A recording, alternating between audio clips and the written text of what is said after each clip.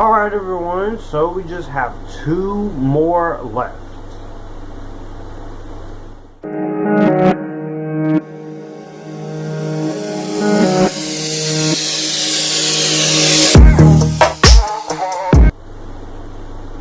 What is up everyone? Welcome back to Epictastic Joshua. I talk movies, TV, and on a few occasions, music and anime. My name is Joshua Drake, and I am here to almost conclude this revisited review series that I've really been enjoying of the Planet of the Apes franchise leading up to Kingdom of the Planet of the Apes this Friday. And we're going to talk about the first in the rebooted series and the first of the Caesar era of the rebooted series. Rise of the Planet of the Apes. This is directed by Rupert Wyatt, written by Rick Jaffa and Amanda Silver. This stars Andy Serkis, James Franco, Frida Pinto, John Lithgow, Brian Cox, Tom Felton, and David Oyelowo. And this is a reboot of the overall franchise and the 7th installment overall. The premise of Rise of the Planet of Apes, this is an origin story of a chimpanzee named Caesar, who was genetically enhanced and raised by William Rodman, and he goes from living in captivity to eventually leading an ape uprising against humanity. But also, Will is experimenting with a drug who will cure his father's Alzheimer's disease. So, all of this is going on, and so that's pretty much the premise of this great film. So, after the box office success but critical failure of Planet of the Apes 2001, Planet of the Apes was taken off the screen for a little while. So there was a spec script written by Rick Jaffa and Amanda Silver and got sold to 20th Century Fox, and it began development in 2006. And so production struggled on the movie until Franco, Andy Serkis, and Rupert Wyatt was hired, and then the movie filmed from July to September, and the effects were done by Weta Digital. And on top of that, we finally got the movie that we got. And I remember seeing advertisements for this as a kid. I was seeing advertisements. I was really impressed with a lot of the marketing that I was seeing, but I didn't really have the interest to watch it at first. But I actually went ahead and watched the movie, and I gave the movie a fair chance. And I will say, let's just say, I'm glad this reboot happened. This is a reboot that was desperately not only we deserved, but the reboot to the franchise and gave new life that the franchise needed. This was a great commercial success. It got extreme praise for the acting, the effects, and this movie helped change the perception on the recognition of acting through the performance motion capture. So let's talk about what I really enjoy about this movie. And the thing I really want to praise first and foremost is I want to talk about Andy Serkis as Caesar. He is fantastic in this. I thought he was fantastic in the role. He really does a great job here, and you see that he's a chimpanzee who's exposed to Al's 112 when it's administered to his mom, and he's raised by Will. You see him from his days as a captivity when he was a baby, and he was heavily evolved, of course, orphaned by Will after his mom is killed trying to protect him, which is an action that was mistaken. So what happens is, it does go in that Conquest of the Planet of the Apes scenario where for most of the movie he is being treated as a pet and as a slave by another organization, of course, and he breaks free of this, and I really do enjoy this. And the caretakers, we'll get to their asses here, but the caretakers are so mean to him that they basically just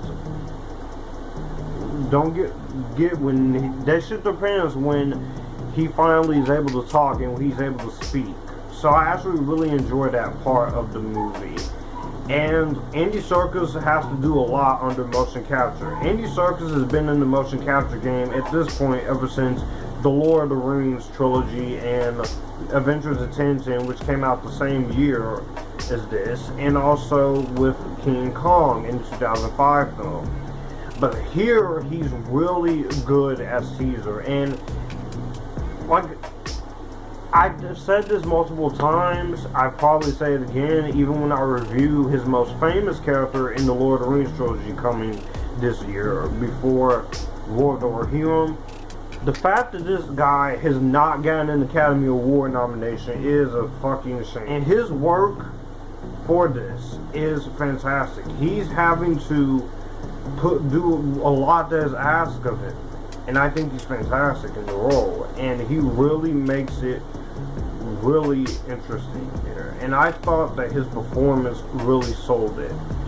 Even the infamous moment where he just finally rebels and says, I had enough. And he says that infamous scene that we all know and love. No! He's fantastic in the movie. Like I say, if anything, this man needs an honorary Academy Award for all of his hard work in motion capture. If you can't acknowledge that performance capture is still acting, just give him an honorary award. James Franco, I thought he was really good here, and originally this was going to be Tobey Maguire, but he said no. But I think James Franco was the right decision. Here, he's great here as Dr. Will. He's trying to save his dad, but he's also a father figure to Caesar. I liked him as a character. There's enough material there on the surface that you get to care about him. Frida Pinto, which this is another person in this cast I wish we see him more of. I know she's probably done some stuff after this, but she was coming off of stuff like Slumdog Millionaire and such at the time, and this movie I thought she was great here. She's a great actress. I thought she was fantastic, and she really does bring in her part as Dr. Caroline Aranya. She does a good job as the veterinarian.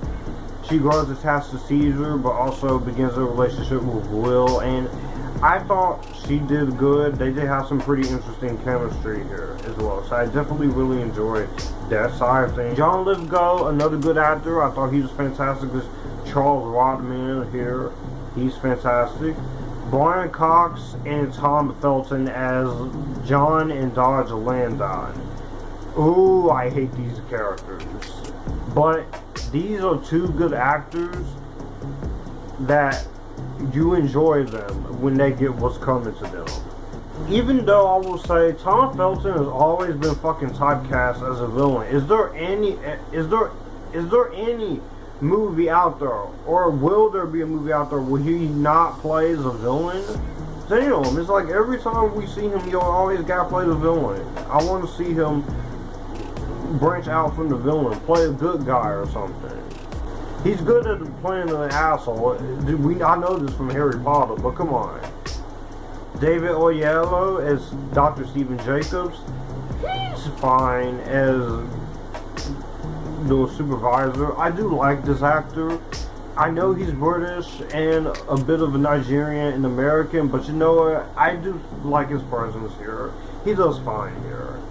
You also have the motion capture side. You have Christopher Gordon as Koba, which we'll talk more about Koba in the next movie. Terry Notary as Rocket. In Bright Eyes, Richard Ridings as Buck. Devin Dalton as Cornelia. Jay Caputo as Alpha. Karen Carnival as the orangutan. Maurice. Acting in this movie is really well done, but it's really, I think, the directing and the writing is what made this work. Wyatt's direction and Rick Jaffa, Amanda Silva's screenplay allows us to get invested when it comes to Caesar, and it allows us to really care about Caesar, especially when he forms the uprising against humans.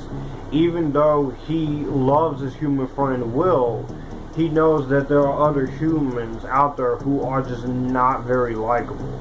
And I think for that's why I think the movie really does sell on it. And it is a premise taken from Conquest of the Planet of the Apes, but I think the way the movie is handled makes it very well done. You can tell that the writers put a lot into this. They searched newspaper articles about clipping pet chimpanzees and, of course, taking influence from Conquest of the Apes. And it's kind of like the Batman Begins type scenario. I think that's really well done. The movie's budget is $93 million. For a micro budget of a movie this size, it is well spent. The practicality is there. You do get some nice computer generated effects with the apes.